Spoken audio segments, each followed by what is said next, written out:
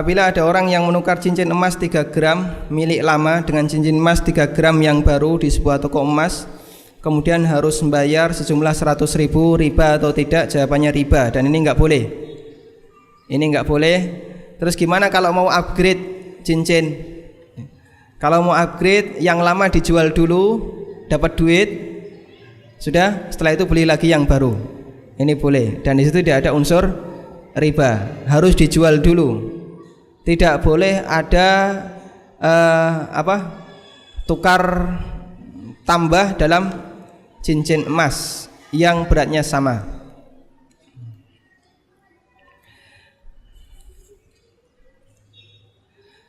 Bagaimana jenis dagang yang ada cashback-nya?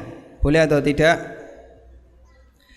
Cashback ini sebenarnya di situ memungkinkan ada 2 harga dalam jual beli. Kalau di situ pakai syarat ya, pakai syarat yang belum tentu bisa dipenuhi.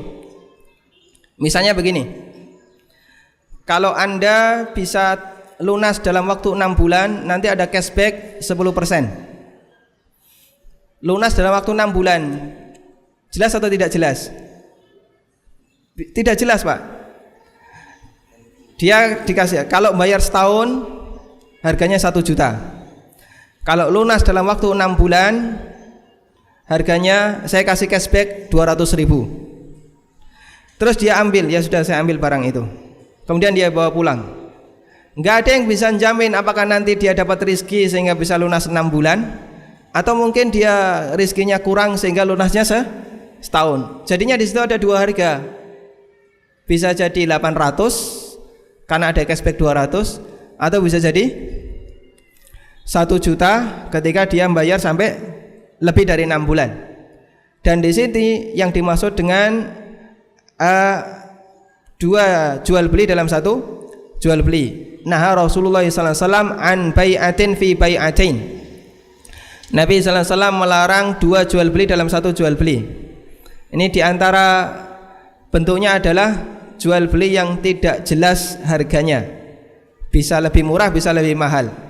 Kalau Anda pilih salah satu harga saja, ini malah boleh. Kalau 6 bulan 800, 1 tahun 1 juta, terus Anda pilih, pokoknya saya pilih yang 1 tahun 1 juta, enggak apa-apa. Tapi komitmen pokoknya 1 tahun 1 juta. Ini boleh, ini 1 harga.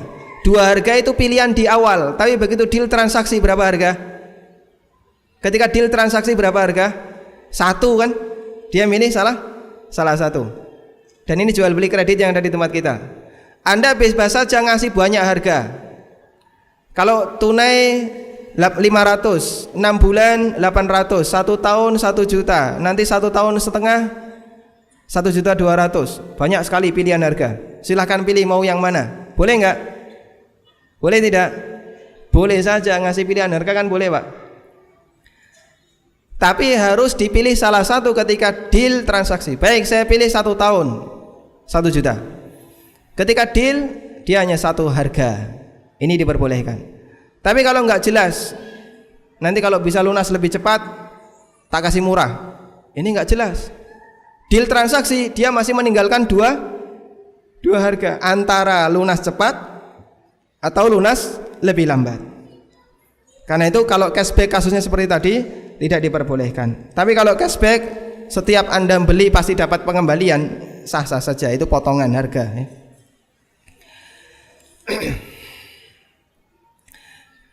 Jika kita terikat akad syirkah dalam bisnis, namun karena satu hal usaha tersebut bangkrut, bolehkah kita hanya mengembalikan pokok pinjaman saja tanpa mengembalikan bagi hasilnya? Namanya bangkrut berarti tidak ada hasilnya. Terus apa yang dibagi? Berarti pertanyaannya sudah terjawab ya.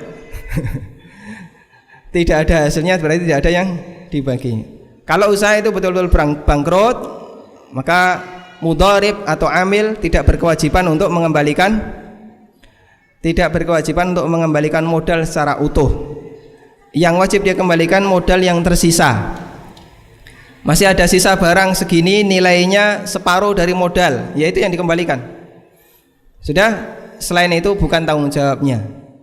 selama dia jujur dan bukan kesalahan dia dalam mengelola usaha.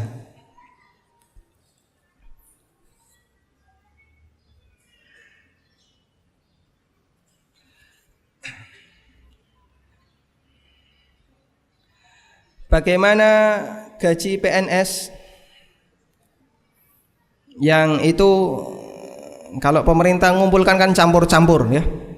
Ada dari pajak diskotik, ada pajak judi, ada pajak apalagi ya, ada hasil jual beli yang haram dan seterusnya. Dan pajak terbesar adalah pajak rokok. Berarti saya PNS makan hasil pajak rokok. Ini kebetulan PNS-nya ada di Kediri. Baik.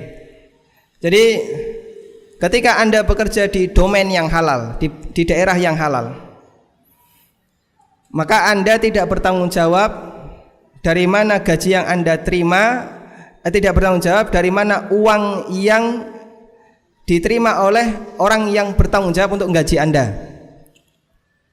Saya kasih contoh seperti ini. Ketika seorang sahabat radhiyallahu anhu, dia bekerja atau melakukan transaksi dengan orang Yahudi, mereka tidak diminta pertanggungjawaban untuk mencari tahu apakah duit Yahudi ini dari hasil jual beli khamar, jual beli babi, atau dari hasil riba, atau dari hasil suap. Sahabat tidak bertanggung jawab dengan itu. Padahal transaksi mereka dengan orang Yahudi satu hal yang biasa. Itu bisnis yang dialami oleh para sahabat Nabi SAW di masa silam, ketika mereka masih bertetangga dengan orang-orang Yahudi. Seperti itu pula ketika PNS, dia bekerja untuk siapa? Untuk negara. Maka negara bertanggung jawab untuk menggajinya, dan dia tidak bertanggung jawab dari mana negara ini mendapatkan uang tadi. Yang penting hubungan dia dengan negara sah dan legal, dan disitulah yang menjadi pertanggungjawabannya. Kalau pekerjaan dia di unit yang halal, penghasilannya mubah. Tapi kalau pekerjaan dia di unit yang terlarang, penghasilannya terlarang. Wallahu a'lam. Saya beli solar di pom bensin untuk dijual. Pangkalan-pangkalan mitro apa ini? Jual beli bensin di eceran ya. Pertamini. Di situ ada peraturan jika mau beli harus ada surat dari kepala desa, kecamatan dan seterusnya. Ini sah atau tidak? Jawabannya 100% sah. Berdasarkan sabda Nabi sallallahu alaihi wasallam, al-muslimuna ala syurutihim. Setiap muslim wajib memenuhi aturan yang mengikat mereka, selama aturan itu tidak melanggar syariat. Dan Nabi SAW mengatakan, kullu syartin laisa fi kitabillahi fahuwa batil walau kana mi'ata syartin. Semua peraturan yang melanggar Al-Quran dan Sunnah statusnya batil meskipun jumlahnya 100 aturan. Ada enggak larangan dalam Al-Quran dan Sunnah? Siapa yang beli solar tidak boleh diminta surat resmi dari pemerintah. Enggak ada, enggak pernah dibahas. Karena itu boleh saja orang membuat aturan seperti itu. Apalagi jika aturan ini ditetapkan dalam rangka menertibkan mereka yang mau melakukan transaksi atau mereka yang mau menjual bahan bakar eceran. Bagaimana hukum menabung di bank, transfer di bank kalau uangnya banyak? Karena hampir rata-rata pengusaha pasti berhubungan dengan bank. Para ulama telah menyebutkan hukum di bank, dan kita ketika atau hukum menabung di bank. Kita ketika memiliki rekening di bank itu latar belakangnya beda-beda, Pak ya.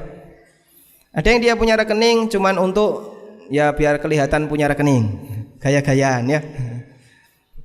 Meskipun nggak pernah ada uang yang masuk. Ada yang dia punya rekening biar punya ATM. Ada yang dia punya rekening untuk transfer. Kalau pakai wesel zaman sekarang susah. Ada yang untuk nyimpen. Ini kalau ditaruh di bawah bantal bahaya. Ya. Nanti dioroti bojone. Maka ditaruh di bank. Dan macam-macam niat mereka. Termasuk ada juga yang nyimpan uang di bank dengan tujuan apa? Untuk dikembangkan, untuk investasi. Semua ini ulama memberikan hukum yang beda. Dan perlu kita tahu, tidak semua transaksi di bank itu haram.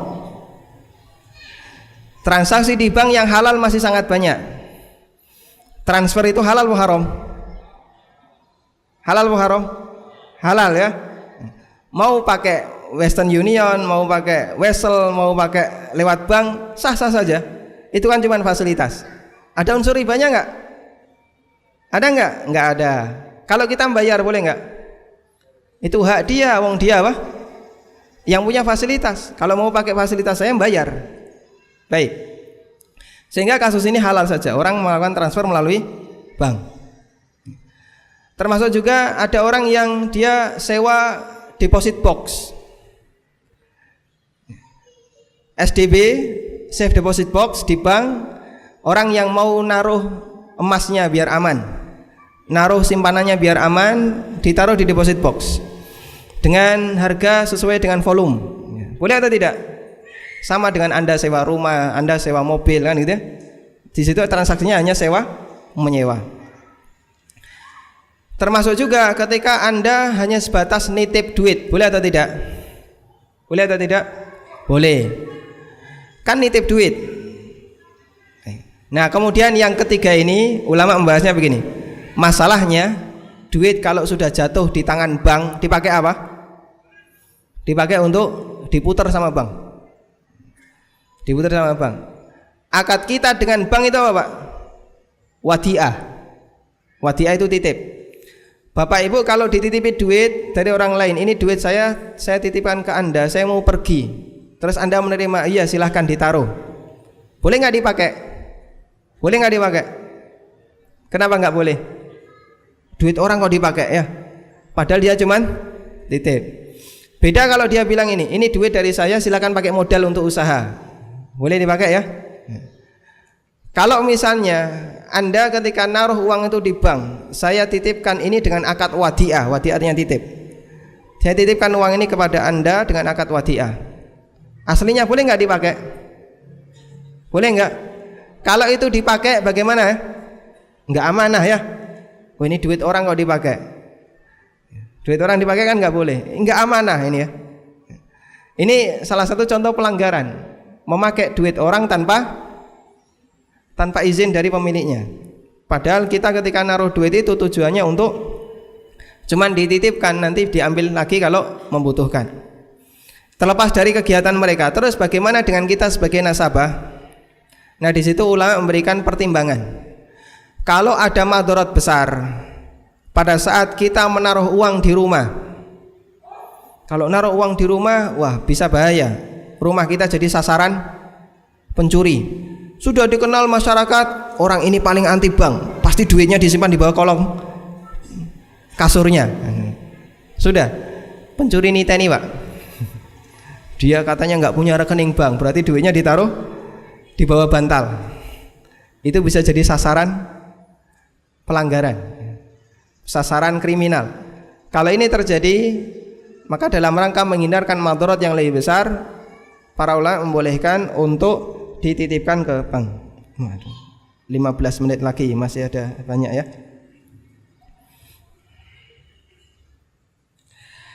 Bagaimana kiat melunasi kredit bank sedangkan ekonomi nasional lesu dan untuk mengangsur kayaknya lama? Apa hukumnya orang yang punya kredit bank? Kredit bank pelanggaran di masa silam. Kita memohon ampun kepada Allah Subhanahu wa taala, karena kredit bank berarti otomatis nanti kita akan ngasih riba ke bank. Dan dulu kita sudah sepakat dengan aturan adanya riba dengan bank. Karena itu mereka yang terjebak kredit dengan bank dimohon untuk bertobat kepada Allah Subhanahu wa taala. Selanjutnya, karena uang itu sudah diterima dan itu sudah menjadi tanggung jawabnya, apa yang harus dia lakukan? Jawabannya prinsipnya ini. Yang penting tidak nambahi riba. Yang penting tidak nambahi riba. Sehingga tanggung jawab kita tidak lebih berat. Karena itu hindari yang namanya penalti dan hindari penunggakan sehingga malah menaikkan bunga. Prinsipnya yang penting tidak nambahi riba. Baik penalti maupun penunggakan bunga sama-sama nambahi riba. Silahkan dicicil, diangsur setertib mungkin, yang penting tidak nambahi riba. Kalau bisa bahkan mengurangi riba. Itu prinsipnya.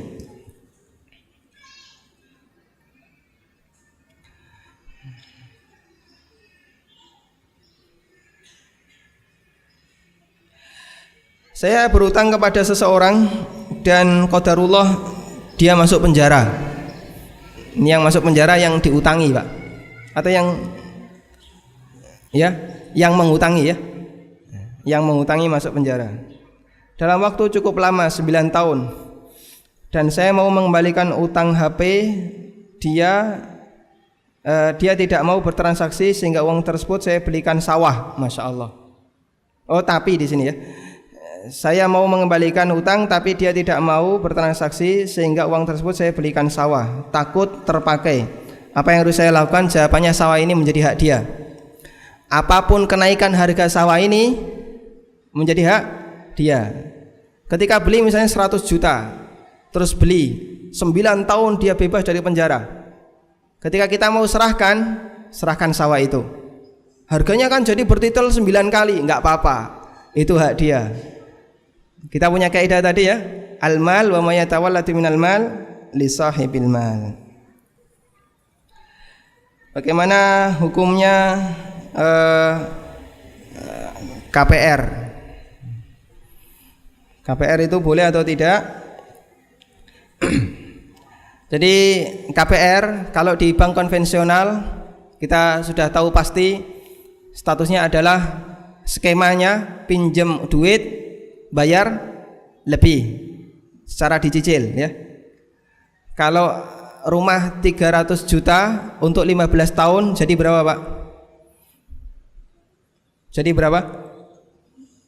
900. Betul, 900. 700 pengalaman ya. Ada tambahan di situ. 300 jadi 700, 15 tahun. Baik. Ini 400 jutanya riba ya. Riba.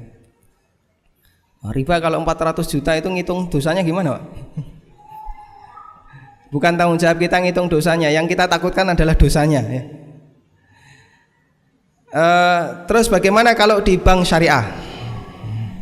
Kalau di bank syariah, KPR di bank syariah itu, nah ini yang masih dipertanyakan oleh para ahli ekonomi syariah di tempat kita.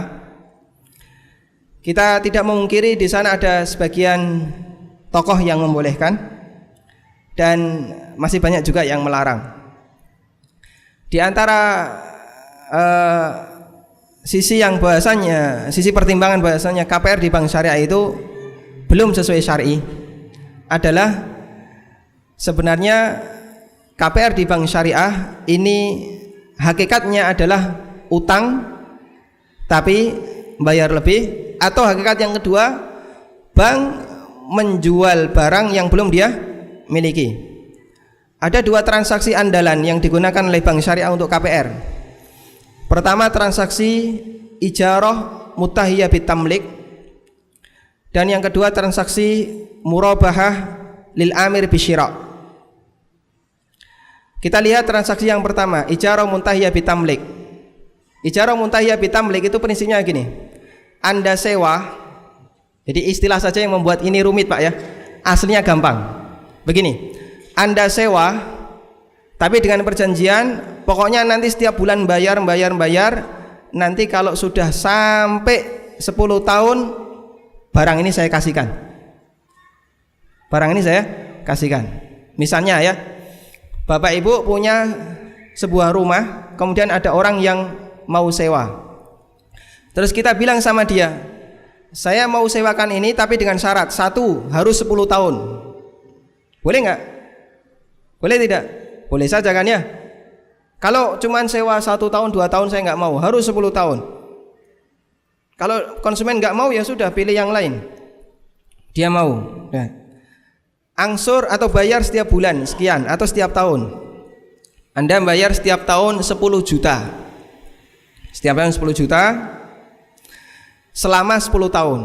Flat, rata terus 10 10 10. Jadi totalnya 100 juta. Nilai rumah ini sebenarnya 90 juta dia beli dulu, tapi dia sudah dapat untung 10 juta dengan cara disewakan tadi. Kemudian pemilik rumah janji, nanti kalau sudah 10 tahun rumah ini saya kasihkan ke Anda. Namanya apa? Ijarah muntahiyah bitamlik. Sewa berujung pindah kepemilikan. Nah, itu yang dipakai oleh bank. Jadi bank begini, rumah ini rumah bank. Rumah ini rumah bank. Disewakan ke nasabah. Cicilan itu sebagai nilai sewa. Cicilannya biasanya berapa? Misalnya sebulan 1.200.000 atau anggap saja 1 tahun 12 juta. Dia bayar setiap tahun 12 juta terus selama 15 tahun. Nanti kalau sudah 15 tahun rumah itu diserahkan. Rumah itu diserahkan. Sudah? Jadinya rumah itu jadi hak milik setelah 15 tahun. Ini namanya ijarah muntahiyah bitamlik. Boleh atau enggak transaksi kayak gini? Hah? Enggak boleh. Kenapa, Pak? Ada 2 akad. Yang pertama yang mana sewa, yang kedua jual beli. Baik, ya. Kepemilikan. Baik. Begini, ijarah muntahiyah bitamlik, konsekuensinya itu berbeda.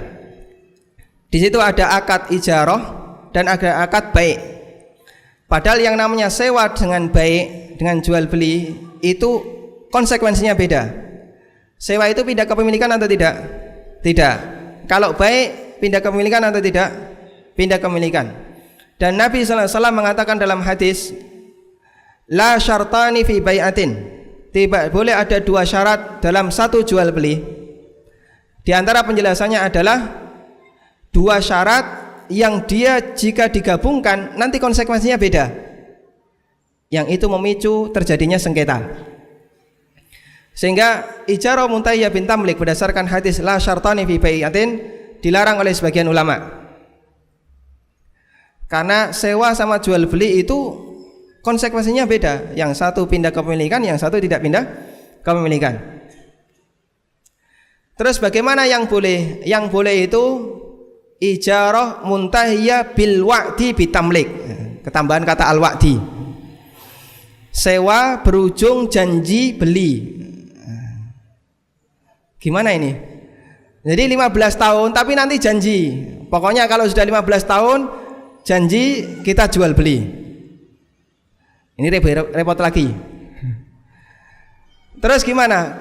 Karena baru janji beli dan janji itu bukan akad, maka dia tidak mengikat. Dia tidak mengikat. Sehingga dia tidak mempengaruhi syarat pertama dan syarat kedua.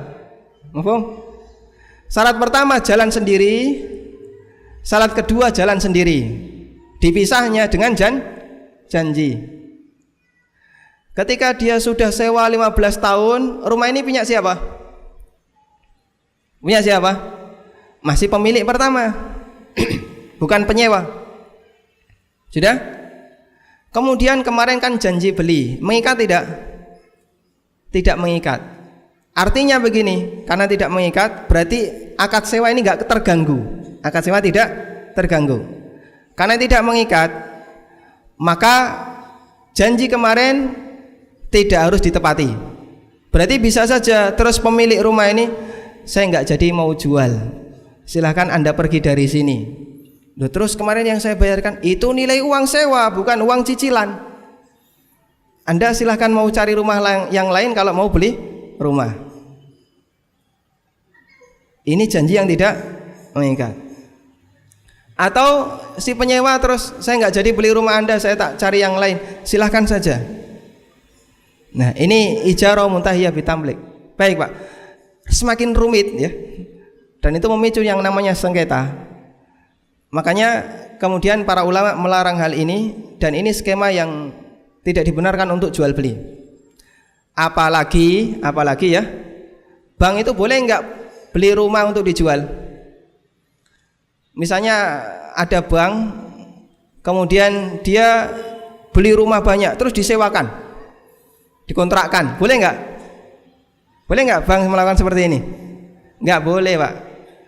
Selama bank itu masih terikat dengan regulasi BI, dia di bawah regulasi BI, tidak dibenarkan melakukan bisnis real. Bank boleh beli rumah tapi dipakai kantor.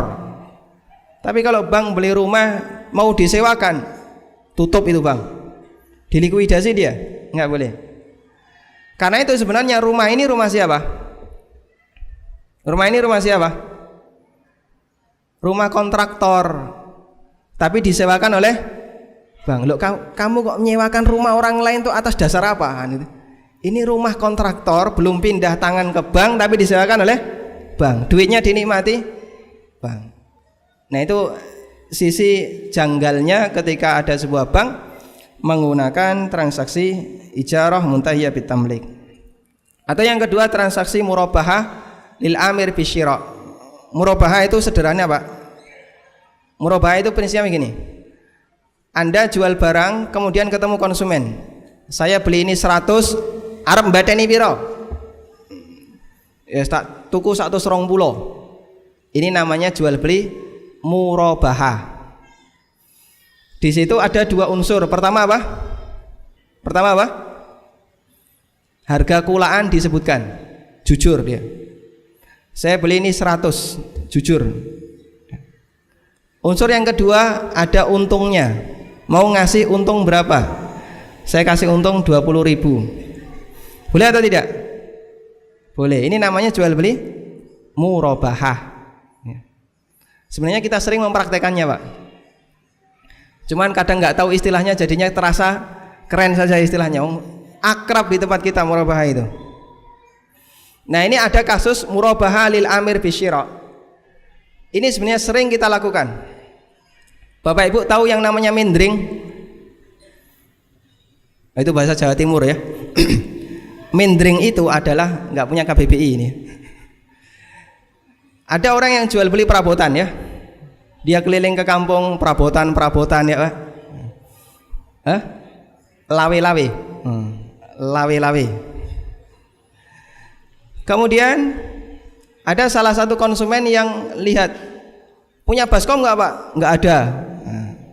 Terus dia bilang, ya insya Allah seminggu lagi tak bawakan. Seminggu lagi tak bawakan. Apa di sini? Sudah terjadi transaksi belum? Orang ini kan baru tanya, saya mau beli baskom, punya enggak? Enggak punya. Seminggu lagi tak bawakan.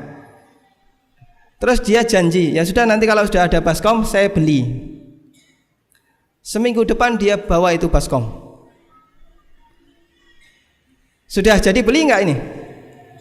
Baskom ini otomatis terbeli atau belum? Ya? Belum.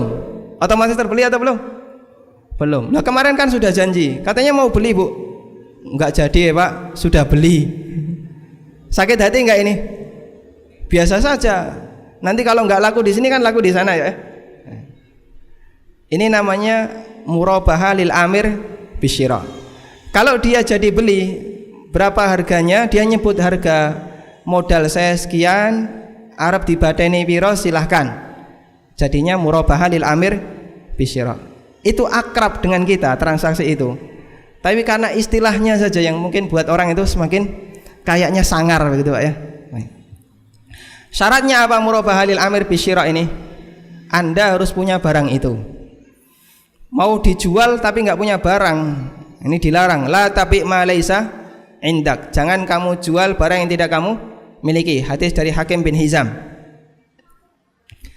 Ketika bank itu mau melakukan murabahah untuk rumah, pertanyaan satu lagi, rumah ini punya siapa?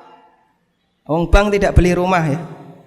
Bank kan tidak boleh beli rumah untuk dijual.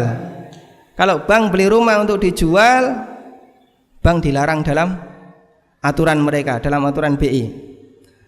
Karena itulah sistem seperti ini hakikatnya tidak berbeda dengan praktek pinjam duit bayar lebih, meskipun dia pakai nama murabahah lil amin bisyira atau ijarah muntaya bitamlik, aslinya tidak ada bedanya, karena dua transaksi ini tidak berlaku secara hakikat. Wallahu alam. Ini oleh panitia harus ditutup, kita masuk sholat duhur. Semoga apa yang kita sampaikan ini bermanfaat. Terima kasih Bapak Ibu telah sabar mendengarkan. Wassallallahu ala nabiyyina Muhammadin wa ala alihi wa sahbihi wa sallam, wa akhiru da'wana alhamdulillahi rabbil alamin. Subhanakallahumma bihamdik la ilaha illa anta astaghfiruka wa atubu ilaik. Assalamualaikum warahmatullahi wabarakatuh.